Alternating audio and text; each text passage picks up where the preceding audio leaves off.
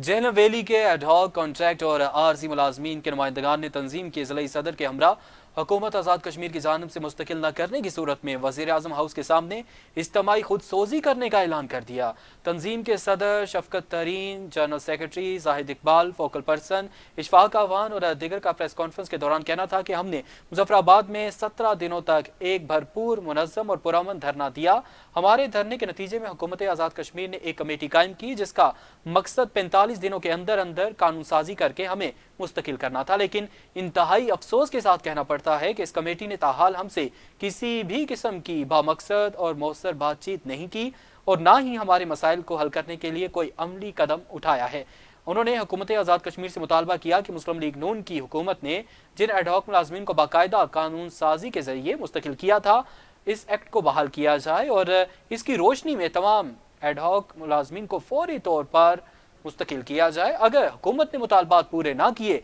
तो वज़ीर आज़म हाउस के सामने तमाम मुलाजमीन इज्तिमाई खुद सोजी करेंगे।